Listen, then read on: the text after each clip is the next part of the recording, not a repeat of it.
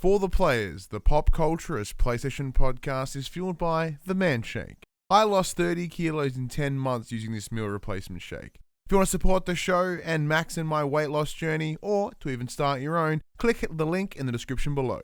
The Man Shake. Real blokes, real results. For the players.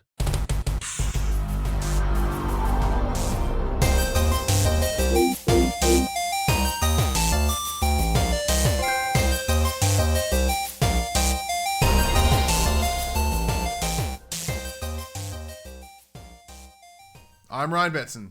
I'm Max Cooper. And this is For the Players, the pop culturist PlayStation podcast. Over 40 years of playing PlayStation and I think almost 10 years in that games media. But I'd like to thank you for joining us in this PlayStation conversation. This PlayStation conversation happens every Monday morning at 8 a.m. on podcast services, including Apple Podcasts and Spotify, and 9 a.m. on those YouTubes. If you'd like to take part in future conversations with us, come and check out our socials. Facebook, Discord, Instagram, and Twitter. All of those links can be found in the description below. If you want to join the conversation as it happens, head over to twitch.tv/thepopcultures, where you can watch us record this show live, where you can jump in the chat and you can become part of the show. If you want to support the show, you can. Tell your friends, tell your family about this PlayStation pod. If you are on podcast services, be sure to give us a 5-star rating, which you can now do on Spotify, and give us a written review. If you are watching us on YouTube, be sure to like, subscribe, and comment below. I endeavor to answer every single comment. If you want to support us financially, you can at patreon.com/thepopcultures, as well as our merchandise store, popcultures.com/shop, where you can buy shirts and other assorted shit with our logos on it. Take two, Max. Take two. Feeling a little deja vu-y. It is a little bit. So for those who don't know, we attempted to record this episode on Friday night before this goes up on a Monday, with the idea of streaming it live on Twitch like we normally do. But for some reason, my internet just straight shat the bed. It didn't want to upload a thing. So I had to can that, and it was too late in the night, so let's just push it to tomorrow. So we've now moved it a day forward. We're now recording on the Saturday, and just to play it safe, we ain't streaming it today. It could be the heat, it could be anything, but my PC and my internet had nothing to do with that. They just didn't want nothing to do with the internet. I hated it. Absolutely hated it. Because it is the heat. It is hot. Even at 9 o'clock at night, in this room, I'm sweating balls. Yeah, well, it's currently 31 degrees in this room, so... I don't know what it is in this room, but I'm sure it's gross. So aside from sweating... Unpleasant. How are you, Max? Really good. It's been a good weekend. Yeah, it's been fun. Apart from my wife's had a rough day. My butthead of a kid decided to wake up at 5 a.m. and then not nap throughout the day. So she's, for those playing at home, it's about 9 p.m. here now, recording time. Hadley only just fell asleep 30 minutes ago. She's been up since 5 a.m. That's tough for a 2-year-old, man. That's a long day. It's a long day. And like we had been out today, we went to some shopping. We got her some more Duplo because she's having a real Duplo kick at the moment. I got a new one of those Lego Iron Man heads to put together to put up on the shelves, and it's gonna be sweet. And Ellie got nothing because Mums always miss out, man. Mum's missed out. Yeah, Mums always miss out. It's a damn shame. So that's all right. What about you? How's your day been? My day was pretty good. We gallivanted up into Melbourne, into the northern suburbs, out in Eltham area for a friend's wedding rehearsal. Went and saw some family. Did some general shopping. Picked up some goods. Went to Costco. Always love going to Costco. Now your wife got mad at me. Because I said that next time I go to Costco, I will bring you and Ellie. And this was a kind of a lot because so I don't know. My account expired. I was using my father's, and I was like, "Hey, I'm going to Costco with my dad. What do you want?" And she essentially responded with, "Fuck you." She's like, "I wanted to come, motherfucker." Yeah. So I'll have to renew it, and I'll take you for a trip because it's really just the same shit, but in more.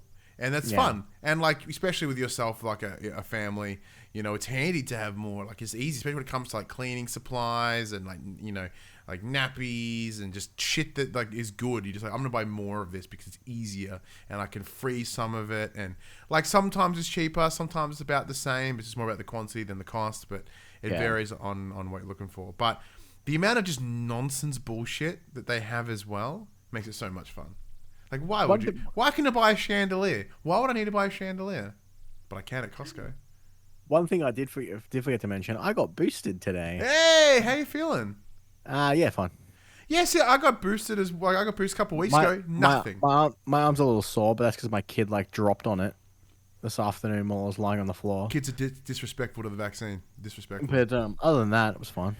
Well, the real question is: the vaccine has it hurt your gaming hand, your gaming arm? Can you still? Nah, I'm fine. You're still fine. So what games has it not hindered you playing this week? Well, this week. Well, it's funny. So we did obviously you mentioned we did this last night, and I said all the things. I've been playing Rainbow Six Extraction. I've been playing the games that I'm still constantly playing. I'm still playing Diablo 2. I'm still playing Rocket League. But today, out of the blue, I one of my friends and I are really competitive towards each other. I'm like, hey, let's download PGA 2K21. It was a PlayStation Plus game a couple of months ago. Let's download it. Let's play some golf. So we played 3 lots of 18 holes, and I smashed him in all of them. Good. Love it. So how are you feeling after decimating your friend in golf? It's fun. Yeah. He quickly reminded me the last time we picked up a game like this, we were playing UFC 3, and he absolutely demolished me. So yeah. Well, it's fine. So is there what's the do you have a running total, or is it just a week to week thing? Well, it's probably in the long run we've probably broken even. Okay, that's not too bad. Because generally we'll each pick a game that one of us is clearly better at. And then, Yeah, a ton of fun. But one of the games you did mention is Rainbow Six Extraction. So both Max and I have been spending time with that title, thanks to Ubisoft Australia. So this week, you're actually able to see a new kind of episode that we're delivering. It's something that we've been bullshitting about for the longest time, but it's finally come to fruition, and it'll be happening this year. It's called More the Players, because every PlayStation podcast has a supplementary show for some reason, and we ain't going to kick the trend. So we have For the Players, and we have More the Players. The idea behind More the Players, it's an extra episode where we can deep dive into something, where we can have a review that hits embargo. We can really, tackle down in like a spoiler cast or something. It's just an extra bit of expression outside of the main format that we normally do here on For the Players. So it looks to be a bit of fun. But as I said, Max, for those that haven't seen it on YouTube and the podcast feed, hope you have. What's your thoughts now post review? So obviously I've spent a little bit more time with it now, and I've had a bigger pool of people to play this game with, because at its core it is essentially a cooperative shooter, and it does play way better with the full group of 3 as opposed to playing it solo. It is playable solo, but I do find it is designed to be played with more people. Mm-hmm. My stance on the game still stands. The game's absolutely fantastic. I'm having a lot of fun with it. I'm playing it in very different ways depending on which group I'm playing with. So my main group, we are very tactical. Lots of voice communication. Everything gets pinged as we move forward. Even if we're the only one around to deal with that enemy, we'll ping it regardless. Like, hey, I've got some guys over here. They're like, yep, no worries, I'm a bit too far away. Be careful. Don't engage too... Don't go too deep, because we're not going to be able to get to you if you go down. Yep. It's very tactical. And then when I play with the likes of you and Padge from Player 2, Padge just goes balls to the wall. He forgets that he doesn't have silencers on his guns. He claims that there's a bug where his gun doesn't stop shooting. It's just, one thing leads to another, and all of a sudden there's a party and everyone in the level's invited. So, but my main group, we are now exclusively playing on the 2nd difficulty tier level. Mm-hmm. We essentially have 3 operators each that we kind of rotate through, because obviously once your operator gets injured or either killed or injured, and this is an agreed 3, so no one doubles up. There are no double ups, and they all are interchangeable, so all of them work with each with each other in the group. Beautiful. Which is fine. Yeah, it's been really good. So we're sitting on about 3 level 6 to 7 operators now, so we jump up to that extra difficulty level, and that adds on occasion some extra modifiers for the level. We played one last night where all the enemies drop that sludge as they're moving, so it slows you down. That's annoying. I mean, obviously you can just shoot it and it clears right up, but it's still It extra takes step. time, extra An rounds. extra step. Yeah, so but the game again, like we mentioned, it's brilliantly designed. The sound design of it's absolutely fantastic, which it needs to be.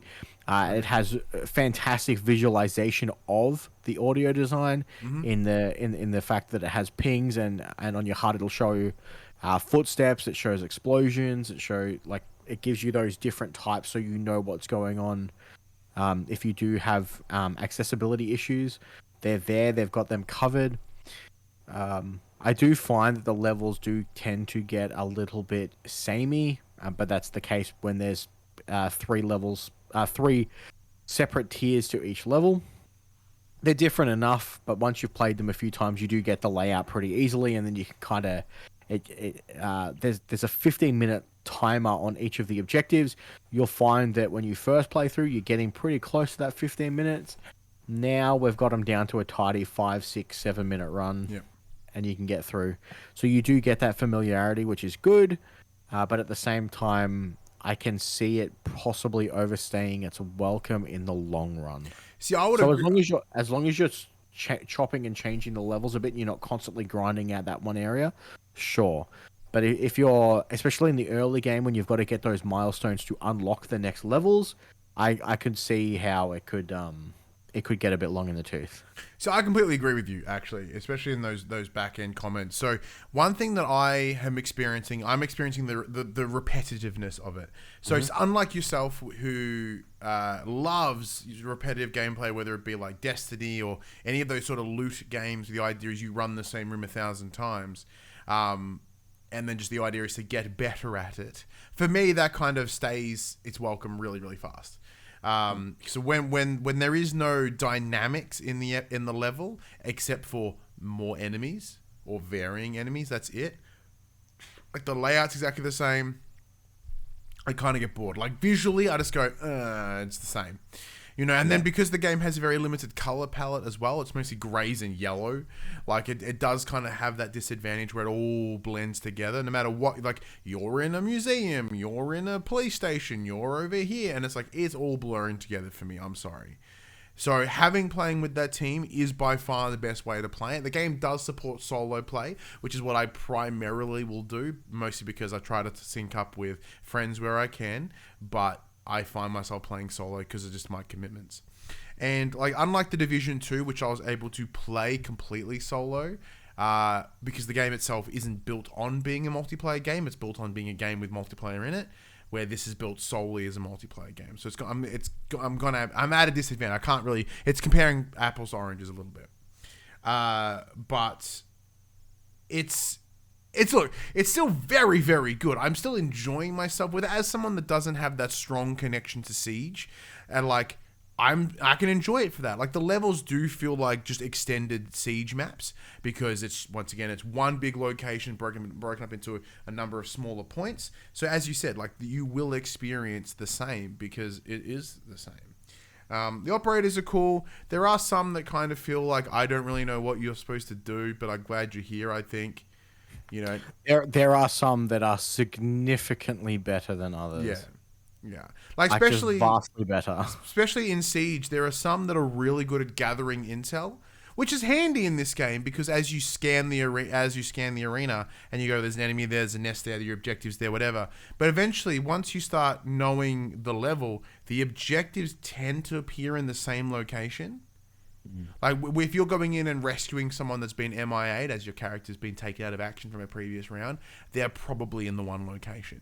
So you really can almost steam run it to there and go, found you, thank you, and then you boot on out or move on to the next area, whatever. And these are just sort of further additions to my original thought process. It's not adding any more negatives to it or anything. It is just a circumstance of, oh, okay, cool. Well, now that I've played enough, there's a couple more things that are coming through. I am seeing more and more levels, which is good. I feel that I've seen almost every objective because there's 12 of them, 15 of them, I believe. 15, and I think, there yeah. are some that appear at later difficulties. So I suspect the reason I'm seeing so many of the repeats is because there's some that are blocked off to my difficulty level. And I imagine I will see them in the future. Like an anomaly is one of them from memory. And just things I didn't see until I started jacking up the difficulty. Jacking up the difficulty, really bad call when you're by yourself, by the way. Really bad call. I got fucking monstered. Absolutely. Yeah, monstered. so essentially what the difficulty tier does is it adds more of the essentially more enemies will spawn, but more of the enemy types will also spawn. So it gives it a chance to spawn. I think it's at the third difficulty. Every single archetype of the enemy is available to spawn inside any given level. Mm-hmm.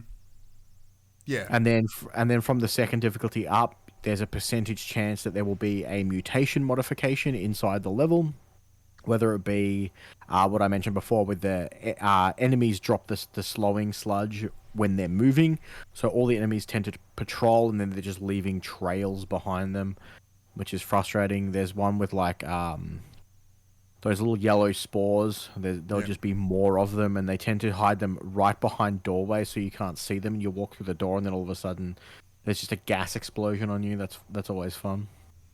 And then obviously with the high difficulty, I believe friendly fire is also introduced. Yeah, which is kind of horrifying. When you're just sort of running around shooting things and stuff. It's you're just kind of just frantic. Like there were times that we would cross each other's paths, and go. And then forget the friendly fire's not on, so it turns out to be okay. But this is a game that I'm certainly not going to remove from my PS5. I think I'll keep it around, and I'll probably just come to it every once in a while. Like I don't, due to its repetitious nature, I don't see myself being like, oh, I'm going to play this every day for the next 3 months. Mind you, I don't have the attention span to do that. But I think it'll hang around, and I might be like, hey, Max, you up for some Siege? Up for some Extraction, etc. Maybe we'll kick at it for a little bit. Maybe I'll give it a weekend here and there. But I still enjoy my time with enough that I might run a couple levels and then go and then bounce out for the night. So it's still very, very good. But anyways, I said thank you to Ubisoft Australia for providing us the review code for Rainbow Six Extraction. It's available now on your PlayStation of choice, PS5, PS4, as well as other things. Has there been anything else you played this week? I played a little bit more Assassin's Creed Valhalla last night. Oh, the Backlog game. Obviously being the big honkin' Backlog game. So I churned out about 3-4 missions, did a few raids, upgraded my township a little bit. Didn't feel like I actually made any progress, and then bounced. I was in a weird mood last night. I was playing a lot of different stuff. I played some Astrobot. Oh. Played some Assassin's Creed Valhalla. Played some Rocket League. Played a bit of everything. Yeah. So couldn't decide on what I wanted to play. And so outside of Extraction, like I've had a really, really busy week at work. So I kind of come home and just go, ugh. So like there's not really been a lot of time that I've allocated to playing games outside of playing Extraction. So I haven't dived into any of my Backlog games, whether it be Insound Mind, Horizon, which I need to get to because Forbidden West comes out in 3 weeks. I'm like, fuck. So I'm going to jump on that. You're super running out of time, man. Yeah. You're like, three-ish weeks. I'm going to start, once we finish recording here, I'm going to punch it in, I think, a little bit. Do you have the Frozen Wilds expansion? Yeah, so we originally got the game on disc for a review from PlayStation back in the day. Then we were given a review code for Frozen Wilds. And then the complete edition was free. I don't know. I bought it when it was $5 on sale. Yeah, I bought it for like $8 or something a while ago. But I'm pretty sure the complete edition's free for anyone that wants it, or at least the base game is. Yeah, I think it's part of the PlayStation collection. And it's not. It was handed out for free as part of the COVID play at home. Oh, that's right. Yeah, that's right. So there's anyone wants to play it, but yeah, I'm just going to sit down and have to do it. Do I remember where I was up to last? No. Will this have to be the 4th time I've started the game again? Possibly. We'll see how I go on that decision, but I'm not really sat down and played a whole lot. I watched Scream 3 this week. That was interesting. I watched Eternals. It only took me 4 attempts. Speaking of 4 attempts, how was Eternals? Any good? That was fine. Yeah. It was about 45 minutes too fucking long. Yeah, gross. But it was fine. Yeah, it was a show. Before we get into the main part of the show, let's get into the section we call our Get Less Fat update. For those who don't know, this show is powered by the Man Shake. It's a meal replacement shake that I am an ambassador for. I have lost over 40 kilos using the meal replacement shake. Max is on 15 plus. He started last year. I started the year before, and we have this part of the show where we keep ourselves accountable. We look back at the week that's been and be like, how did we go? Did we follow our diet? Did we do whatever, just to sort of keep us on track. Now, Max, last week you mentioned, all right, I've had my time off over the break. It's now me to get back in the swing of it, get back in the momentums. Did you, in fact, get back in the momentums? A spoiler alert, no, I didn't. I was pretty bad this week. I'm still hitting all the my step goals and stuff for the day. Well, that's cheating because your job helps you do that.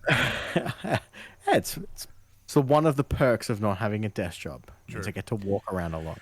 As someone with a desk job, it's poo. No, I haven't gotten back onto it yet. I've been meaning to, but I've kind of just been this lack of discipline and I'll get to it, and then all of a sudden, a bag of M&M brownies is down and I'm feeling pretty good. The M&M brownies, they weren't that great. I thought they were going to be better, the M&M brownies. I left them in my fridge too long and they were fucking rock hard.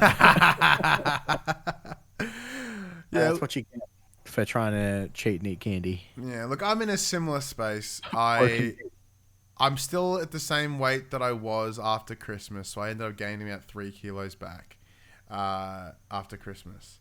Or through Christmas, I should say. And I haven't gained any more, but I've also been a little bit lax. Once again, work is just exhausting me, so I haven't gone to the gym in 2 weeks, 3 weeks maybe.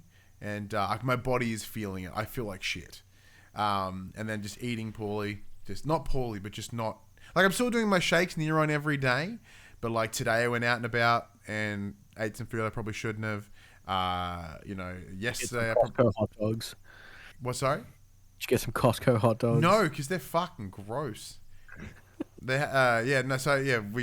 catching with my dad and stuff, we went and got lunch, with the family and him, and stuff like that. So it's not been awesome, but I can tell that my body is not liking it. For one, I can genuinely feel it in my insides going, oh, I'm like, yeah, I know, I'm sorry.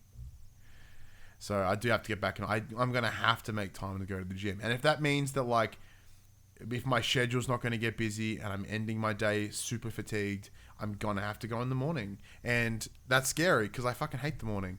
But if Maybe that's how you become a morning person. Yeah, potentially. But I don't want to. I told you just got to start running to work. Yeah. It's close enough. I could probably fang it if I tried. But get like a weight vest and just run to work. Well, that'd be horrible. I could barely run when I was fat, and now I got to re-put that weight back on. Gross. Anyways, look, if you want to do better than both Max and I this week, you can. There is a link in the description. It's bit.ly/FTP Manshake. Click that link. It takes you to the Manshake website where you can have a look at what's available. You don't even have to buy anything. Just clicking the link helps by supporting us, lets the Manshake know that we are helping them out a little bit and making me look like a good ambassador. No word on the Manscaped yet. Ladies and gentlemen, we talked about them last episode because we got an email from them. Still haven't sent a reply. I'm shit. Oh, mate. Send a reply. I'm on it. I'll get on it tonight. All right. Yeah. Anyway, Facebook sending me messages. because you looked at it once. You're like, what do they do have? And you were getting cookied like a bastard. I looked at it once, and now Facebook's just like, so your balls very hairy. You got a hairy ball sack. Let me help you. And now that Facebook has heard me say hairy ballsack, that's all I'm going to get. Thanks. Algorithm isn't amazing. Anyways, let's get into the section called Inform the Players. We tell you about what happened this week in PlayStation. Well, Ryan, let's kick things off with the PlayStation wrap-up. Everyone does them. Yeah. Apparently it took Sony an extra month, but we got there in the end. So the wrap-up begins by sharing the total number of hours you have played games across your PlayStation 5 and PlayStation 4 systems in 2021. For those playing at home, I played a total of 1,011 hours. Smash me! I got 587. It then follows this up with the top 5 most played games of the year and has fun facts like trophies earned and new titles played throughout the year. So my breakdown is basically 750 hours on PS5, 270 hours on PlayStation 4. An equal split of online and offline play. Interesting. I played a total of 43 games this year, apparently. So that's obviously a little biased because I do play a lot of games on the PopC account. Most of the games that we've reviewed, you played on the PopC account, so that's probably an incorrect reflection. I got 1 platinum this year. It was Ratchet and Clank on the PopC account. But my top 5 games this year were Destiny 2 with 280 hours, Diablo 2 with 204 hours, Rocket League with 160, Call of Duty Black Ops with 75 hours, and lastly, Grand Theft Auto 5, because apparently it has to be on every list. Jesus. So break my down. 587 was my total hours. 273 on the PS4, 314 on the PS5. So more time on my PS5 than on my PS4, which makes sense. I guess because you're playing a lot of PS4 games on your PS5 is probably why it would skew that way. Only 7% of my time was online, which checks out. So I played for 300. I played a game 308 days of 365, which is pretty impressive. But it says I played 0 hours in PSVR, which I know to be inaccurate because I spent like 6 hours in I Expect You to Die. Yeah, I played Doom. Was it Doom? VR? Yeah, Doom 3 VR. But I played that on the PopC account. Oh. I played a total of 74 different games last year. Nice. Which is a better reflection. Now, a number of them are probably games I play with my kids and weren't all like review games. My top 5 for the year. Number 1 was Red Dead Redemption 2, 52 hours. Now, I liked it because I spent a lot of time in Red Dead Online with friend of the show, Craig. Outriders were 41 hours because I smashed the fuck out of that game. Far Cry 6, 41. So equals second for Far Cry. 4 was Immortals Phoenix Rising, which doesn't make sense because I finished that at the back end of last year. But then I think I went back at the start of the year and smashed out more of it, I guess. I think I tried to get the platinum, and I just realized I couldn't do it, so I just gave up. And then number 5 was Ben 10 Power Trip for 27 hours, which means my son smashed the living shit out of Ben 10 Power Trip. I did get the platinum on that, though, I think. All you're telling me is that I played Rocket League for more time than you played all of your top 5 games combined. Pretty much. And I earned 482 trophies. I got 347 trophies. Nice. How the hell did you get so many trophies when you're just playing the same old games over and over again? That's impressive. I'm just that good. Yeah, that's a good point. Well, I think I technically cheated with Destiny 2 because all of the trophies repopped. For the PS5 version? I got another platinum for the PS5 version, so that was the 1 platinum that I actually earned. Yeah, I got I think I got 2 or 3 platinums last year, which is... And then, obviously Ratchet and Clank, but that was on the PopC account. Yeah. I love doing these things, man. It's fun to break it down. It's a cool little way to look at your year. It's way better than my Spotify Wrapped, which was The Wiggles. Hey, The Wiggles just won the hottest 100, mate. Like you're with the cool kids. Next up, we have good news.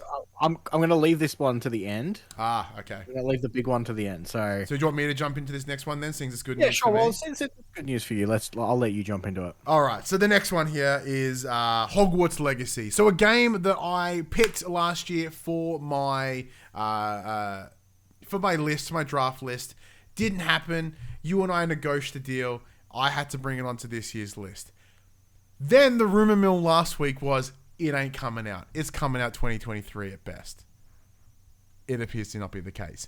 The Harry Potter official website, The Wizarding World, has updated a new post with a year ahead stating that Hogwarts Legacy is coming this year. But what's interesting about this is on the back of it essentially being like, nah, these guys are fucked. Like, it is not coming out this year. It is looking really, really rough. Now, you and I have discussed about how this game's going to have a lot of difficulty when it comes to just marketing the game, especially on the back of J.K. Rowling and all her challenges that she's been doing the last couple of years, and how that will reflect on the game. But you a big Harry Potter fan, me a Harry Potter fan. They missed such an opportunity because obviously that at the start of this year, HBO did their their big anniversary reunion episode, and that would have been a great time to be like, hey, everyone's back on that hype train a little bit. Let's but obviously they don't have it ready because otherwise it's a no-brainer to release it now. It is concerning because obviously the rumor mill was they were having development issues and it wasn't going to be pushed back to 2023, and that was from Colin Moriarty on Sacred Symbols. And not exactly a unreliable source. Yeah, unreliable source. He's a dude. He knows what's up. I know that shortly after that episode, I believe Warner Brothers Brazil's Twitter page posted something about it, definitely that it was coming out this year. But it was weird that it was a localized Brazil account, not just the Warner Brothers Games account. And then obviously, yes, the Wizarding World website has been updated to with like a roadmap for the year essentially, and it does have Hogwarts Legacy on it. Now that doesn't mean that it's not going to get delayed. No. That means that they are aiming for a 2022 release, which I think they have to because it already got delayed out of 2021. So yeah, and like for me personally, like I need it to be happening I just need this year. I need it. I need the win. I need it to just not be a 0. As long as it's not a 0, you'll be fine. Yeah, as long as anything but a 0. But a 0. All right. Let's get into the big one. This is the big noise. Should I just do quick bits and we'll just back end it with let's quick bits and we'll back end it with this. So quick bits. WWE 2K22 trailer has dropped with a launch date of the 11th of March. So now, does this tickle your pickle, Ryan? As the wrestling fan in me, it does. Have you pre-ordered the Rey Mysterio edition for the mask? No, I have not.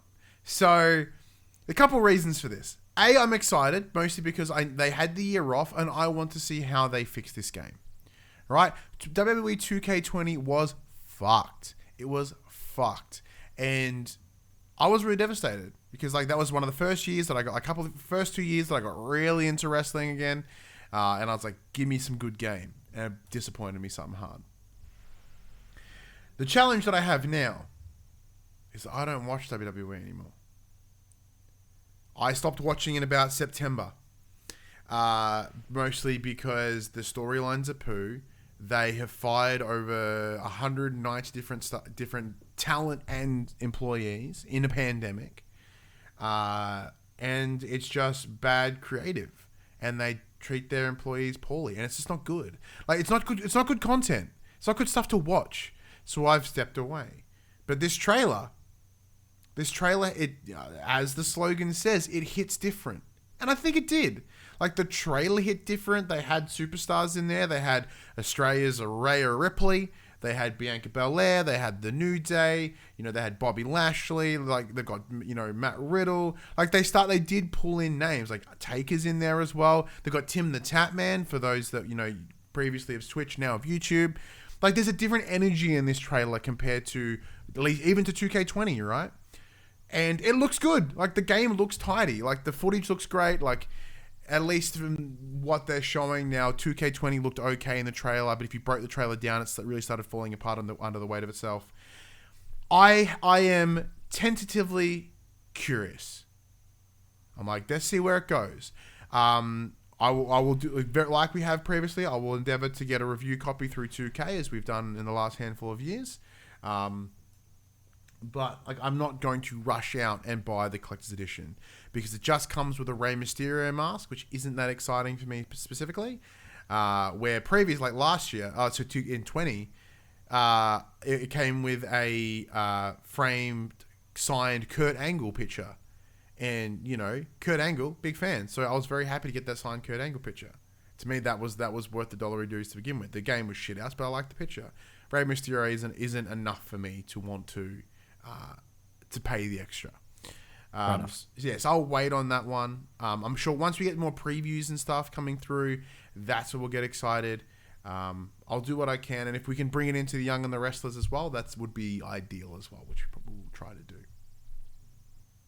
Ghostwire Tokyo may have had its release date leaked, set for March 24th. There's no way that game's coming out in 3 months. So 2 months. the image that's been doing the online is basically a PS5 store window. And you know how in the bottom right-hand corner underneath the game thumbnail, it has a release date sitting in there, says 24th of March. Does look fairly legitimate, but obviously take it with a grain of salt. 2 months is like... Look at how they marketed the living fuck out of Deathloop for like 19 years. And they're going to go 2 months on Ghostwire Tokyo? Not happening. Not happening.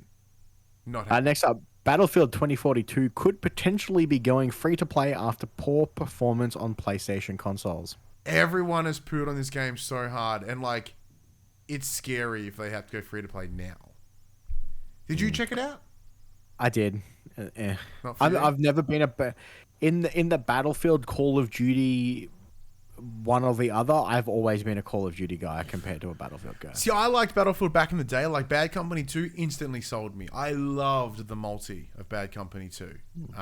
The really like squad focused, not relying on one man just running a whole team. Like you had to work together. It was a ton of fun. I spent a lot of time in that game. Battlefield 3 I enjoyed, but not as much. But like, yeah, Bad Company 2 was the peak of it for me, and it kind of went from then on. All right, Max. This is the big chungus of news. Oh, you don't want me to say the last little bit of quick? Oh, yeah, we'll do that, and then we'll get into it. Sony stock has recently lost $20 billion worth of value after a certain Microsoft deal. And that's what we're talking about now. This week, I was woken up to my phone going off because in what originally seemed like a fake article, I looked at it and I'm like, that can't be real. It's like 5:30 in the morning. I had one eye open. I was staring at Twitter. I was like, that can't be real. Can't be real. This week, Microsoft, Xbox, purchased Activision Blizzard King for $68.7 billion. So it's a deal that closes in 2023, and it will give them, they will own all like those three companies, that the joint company that includes all their IP: Call of Duty, Overwatch, World of Warcraft, Crash Bandicoot, Spyro, Tony Hawk, Guitar Hero, StarCraft. The list goes on. The list goes on. Yeah. Candy Crush. The list goes on and on and on. This brings up a lot of different... Before we jump into the nitty-gritty of what you've put in the news here, I think we should talk about where we stand from it, and then we can probably flesh it out with some more information. For me, I wasn't frustrated by the news itself, but I was frustrated to the response on social media. So my beef was that everyone's response was through that myopic lens of, I don't fucking play Call of Duty. I don't play Activision games. It ain't gonna affect me. And I'm like, it's not about you, dude. This is big picture shit. I don't play Activision games. I play literally no Blizzard games. None. I don't play any King games. I don't play Candy Crush. But for me, this is horrifying. Because $68.7 billion is a GDP of a small country, I should say. Like, it is scary. Not even just the dollar value alone. But what we're seeing here is the further continued consolidation of the gaming industry. Where people were looking over at Tencent, buying out company on company on company, or getting majority share stakeholder. Yes, I got there in the end. Majority shares of companies. People are getting a little bit itty. You'll be shitty about it. Embracer Group, buying mid-tier, low-level studios up the wazoo. No one says shit. But if they do, they're like, should we worry about this? Probably should. Microsoft, for the second time, buys a massive publisher. Everyone raises their hands and claps. Oh, well done, Microsoft. Well done. Yeah, shout out to capitalism. People should be concerned. This direction for the game industry is not good. For the industry as a whole, it is a continued potential race to the bottom in the same way that we saw of microtransactions, etc., right? Because right now everyone's going to be racing to buy as many studios as they can, therefore eliminating competition, eliminating all the things that makes it good. Now, from a customer perspective, this is potentially fantastic if you own an Xbox. Because they're like, oh, Call of Duty coming to Games Pass? Fuck yeah. Every Activision game forever coming to Game Pass? Fuck yeah. That's good. But I also don't see Game Pass as a truly reflectively good thing for the industry. Personally. And this week, there were communications around from PlayStation and from Xbox stating that, hey, we will honor our contractual agreements with PlayStation. So, for our contracted time frame or whatever. And hey, our intent is to honor those deals. We ain't going to do it. Microsoft have demonstrated that they talk out of both sides of their mouth when it comes to exclusivity. At the beginning of this generation, when they were losing, if you want to look at it from a win-lose sum, right? When they were losing, quote, Phil Spencer, gaming is for everyone. The whole premise, the reason that they have games on PlayStation, on PC and Xbox, is the idea that everyone should be able to play games. But the second they can, they throttled that market. They spat in the face of that sentence. And when games are for everyone, if we own them. They're like, hey, this because the concern here is everything that they own now can become exclusive. Once again, the irony of that comes from PlayStation are run by their brilliant exclusives. So I can understand the irony of us going, exclusives are awesome, exclusives are great. But these games were exclusive from day dot. They weren't originally third party, now exclusive. Like, you are literally taking away shit from the overall masses. Uncharted, never on anything else. Ghost of Tsushima, never on anything else, etc. Right?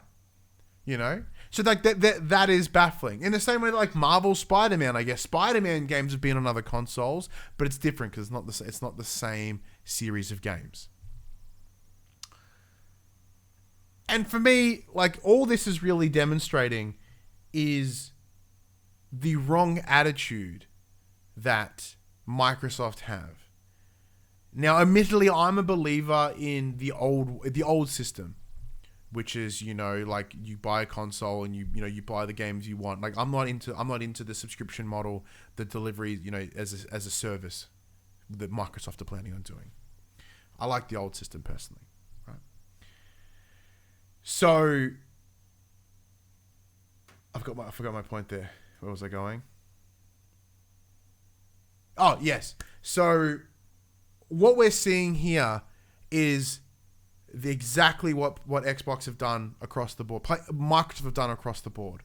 Sony, and we've seen this recently, have picked up the likes of Firesprite and Housemarque and Nixxes and even back in Naughty Dog and even Insomniac, probably not so much, but like you look at old studios that they've picked up, they've grown them. They bought them in-house when they were nobodies and helped grow them to be something amazing. Naughty Dog, Guerrilla Games wasn't the amazing studio that it is when they bought them. They built them and nourished them. Where Microsoft, they've literally just gone and bought the shit. But they've bought tainted studios. Yeah, they've bought that is true. That are well past their prime that haven't turned out a great game in like 3 fucking generations. Very, very true. But the point is, like, rather than foster their own brilliant games, they just went, I'm just going to buy the by the great ones. It's truly like they are like with I guess with Sony and their sort of Japanese heritage. It's a bit different. Microsoft being a United States of America company, an American company, they're doing like we're just gonna buy out the competition. Here's my money. Did we win? Have we won now? It's a completely different tactic, and it's capital. This is all capitalism, so I can't argue it in that sense. Capitalism's great in a number of ways. It's shit number of ways too, but for me, it shows the wrong thing. Even Sony, what they're doing now moving forward, they're not buying studios. They're buying exclusive agreements because, hey, you get to keep yourself as your own independent company. We're essentially making a contract agreement for a product.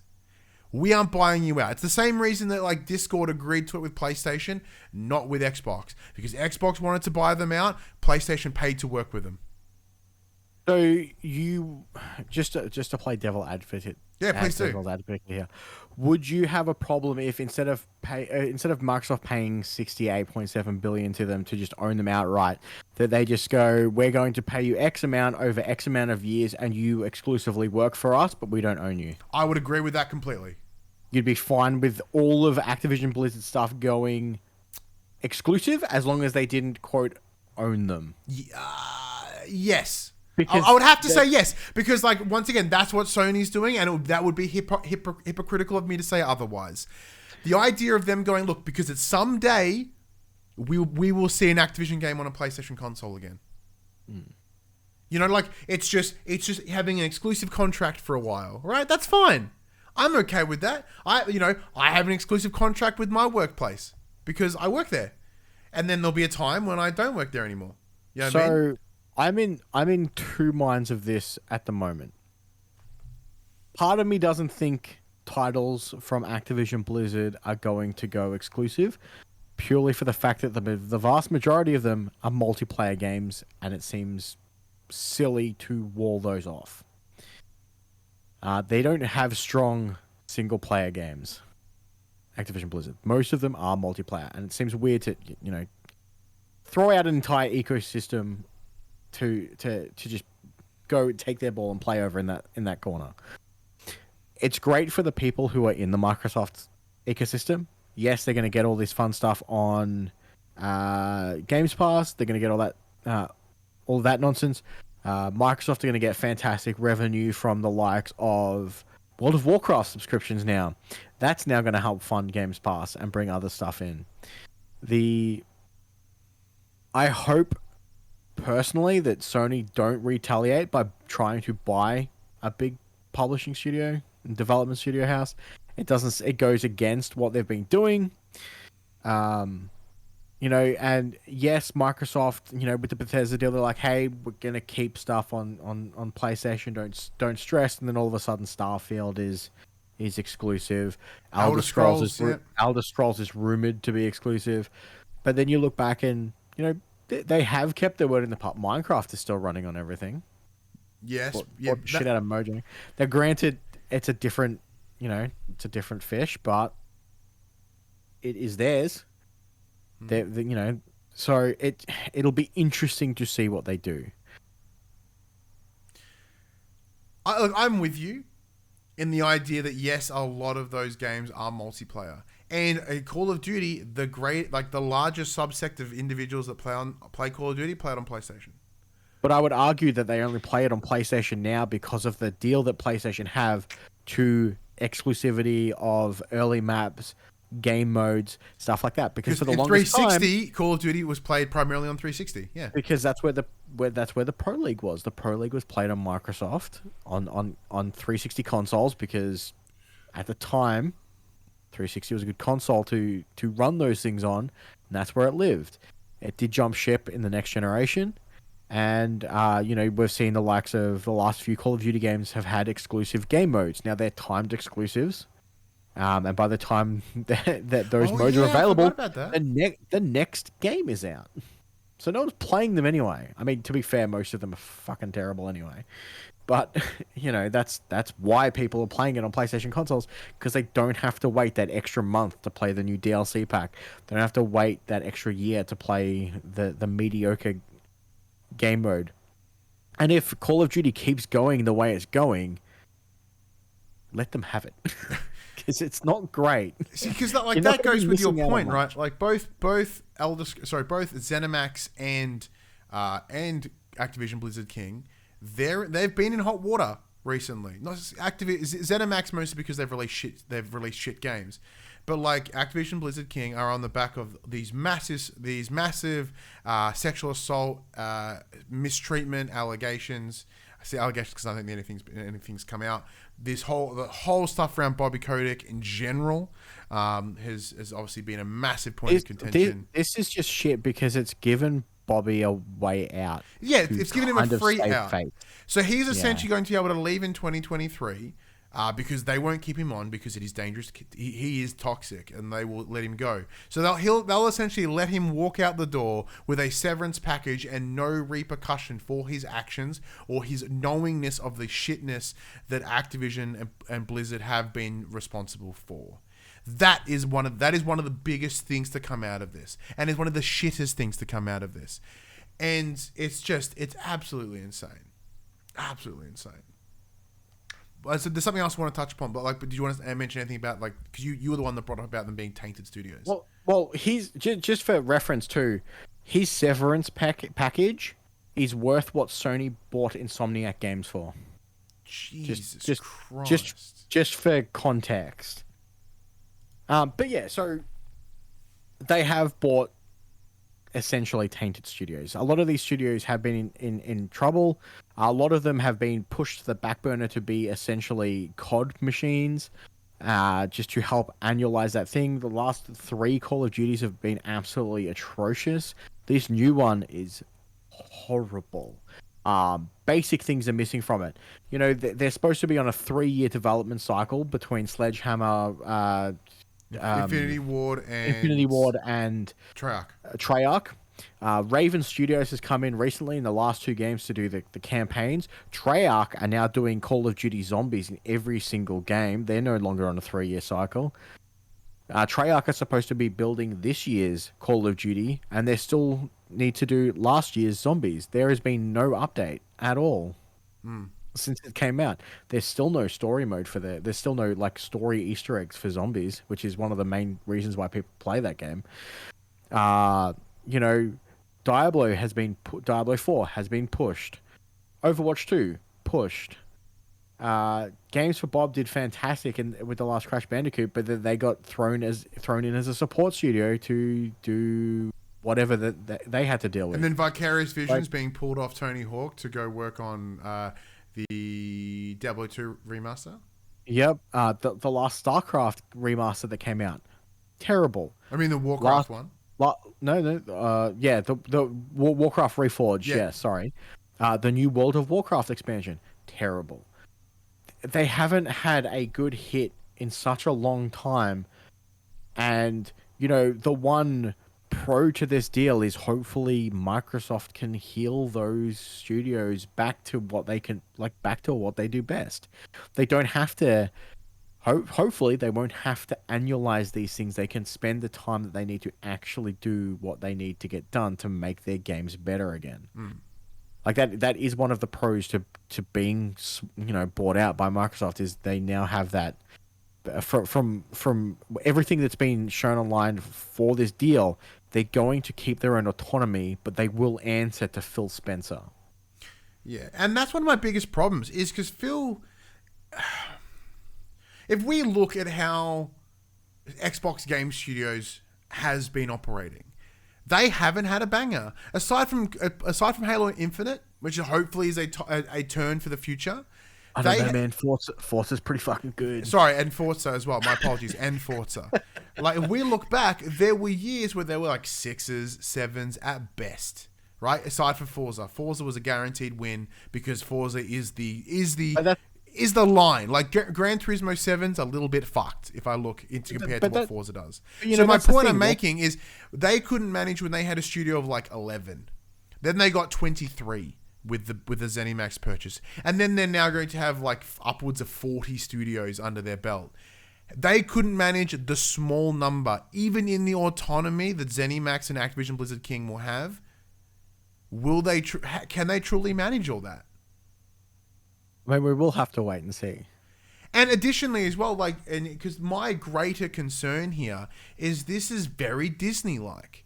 And this is Disney acquiring Marvel and, and Fox and everything that comes with it, right? And people are all, there's been mention around, oh, well, maybe the US government can like contest it and like and overrule it. They can't, because in that industry, like the Activision Blizzard King Microsoft can go to the courts and be like, well, there's precedent because Disney did it.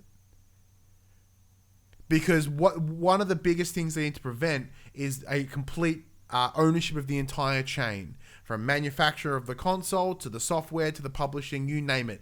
That for particular franchises, for particular like runs, they own every step of the pipeline journey. Because they have their own storefront, which they control. They own the publishers, they own the studios, they own the console, everything about it, which is the same as exclusive. So when you've then got a high percentage of the market, because there's only like so many major publishers left, and Sony simply doesn't have the liquid money to do so. The company itself is worth like a couple $100 billion, but they only have like 40 billion of liquid assets. They have less liquid equity money, etc., for purchasing. There was 20.8 billion less than what they bought Activision Blizzard King for. Sony cannot retaliate.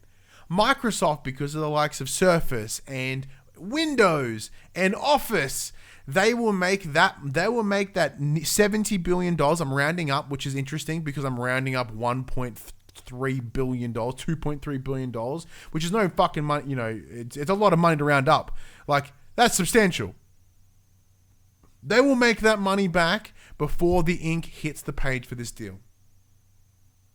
Oh yeah, they'll have made it. They'll have made that money back by the time they close in fiscal 2023. Insane. So like for me, it is that precedent. It is the danger that this will have on the industry at large. That's just me. Once again, but I would have this exact same reaction if Sony were the one that did it. If we get news next week that Sony bought Capcom, I'd be like, that's not good. It's not good, man. Because like that... Someone should buy Konami, though. No. Please bring that game. Someone should buy the IP from Konami. Not Konami. They should buy the IP that Konami holds. That is the answer. The answer isn't buying the whole chain. It's buying part of it. But then they could get that sweet pachinko money. Yeah. I think I'm in the minority of the thoughts around this, at least from the echo chambers that I'm seeing online. Like, granted, a couple of individuals of friends of the show that are in the business as well. Like, they're seeing the scary tea leaves here. But from at least from the general populace, they're like, fuck you, PlayStation. I only want to pay $9 a month and be able to play everything that I want. Not a sustainable business model, my friend. Now, look at all the overhead that they're going to have to pay now. It's ridiculous. Game Pass is not going to be enough to pay for all that. Like, granted, Game Pass is already running as a loss leader, for sure. It has to be. There's no way it's making profit. It's not just Xbox that need to make this money back. It's Microsoft as a whole, which will do this easily. Yeah. They have that luxury of being able to do shit like this because Xbox, for the most part, is not a huge earner in the grand scape of Microsoft. Whereas for Sony, PlayStation is huge. They're not making their money on TVs and fridges and no one buys Walkmans anymore. Yeah. Sony Ericsson isn't a company, I don't think. No one wants an Ericsson phone. So, however, no one wants Windows phones either. So. No, it's true. However, look, for us as content creators, especially around PlayStation, this is going to be fun to cover because we're going to see how Sony decide to claw back if they choose to. Like, watching the industry, it's going to make our lives harder in some ways. I might have to buy an Xbox. I mean, I already have one. Yeah. I'm good to go. But it's at least going to make good content for us to talk about and Yeah. engage in and have fun, which I guess is part of it. We'll always have something to say, which is interesting. Speaking of having something to say, let us know what you think of this Activision Blizzard King purchase by Microsoft. Are you as cynical about it as me? Are you as the sky is falling like me? Or are you like, yeah, it's, like Max? Hopefully this will turn into a new Tony Hawk's game. On Xbox. Look, honestly, as long as it's a new Tony Hawk's game, I'm good to go. Look, ideally, I don't see it happening. I would like to see Microsoft go, let's put it on everything. Or give us Game Pass on PlayStation. Yeah. And it's like we did try to make something happen. They didn't want to play ball. Yeah, because like you can have this if this happens. You didn't want this to happen, therefore you don't get this. So and no one can see my hand gestures because my camera's too high up. But yeah. If you want this, you have to get this, and if you don't want this, this will fuck off. Yeah.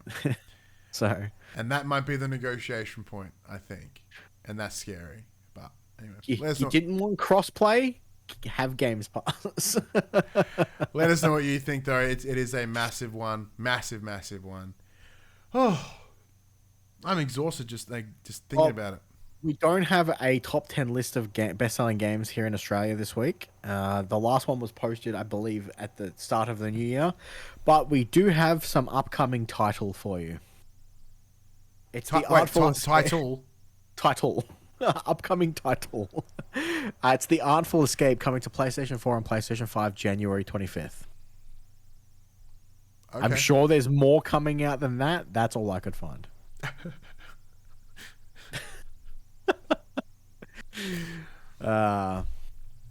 Anyways, thank you everyone for joining in this week's episode. Although we couldn't do it live because of not trusting the internet, etc. It's always a ton of fun to still do the show.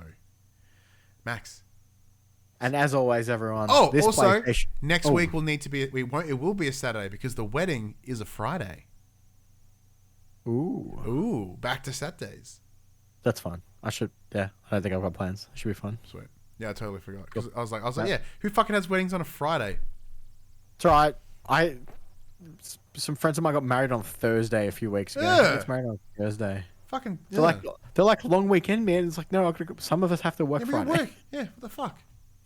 Anyway, this PlayStation conversation happens every Monday morning at 8 a.m. on podcast services, including Apple Podcasts and Spotify, and 9 a.m. on those YouTubes. If you'd like to take part in future conversations with us, come and check out our socials. Facebook, Discord, Instagram, and Twitter. All of those links can be found in the description below. If you want to join us as the conversation happens, head over to twitch.tv/thepopcultures, where you can watch us record this show live, where you can jump in the chat and come be part of the show. If you want to support the show, you can. Tell your friends, tell your family about this PlayStation pod. If you are on podcast services, be sure to give us a 5-star rating and a written review, which you can now do on Spotify as well.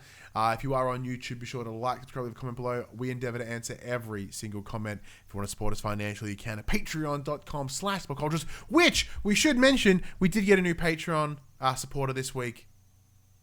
Shane Bailey, Magic Cast, friend of the show, jumped in, $7, one absolute legend. I'm going to kiss him on the mouth when I see him. And of course, the merchandise store, popculture.com/shop, where you can buy shirts and other assorted shit with our logos on it. But until next week, I'm Ryan Betson. I'm Microsoft-owned Max Cooper. Oh. And that was For the Players.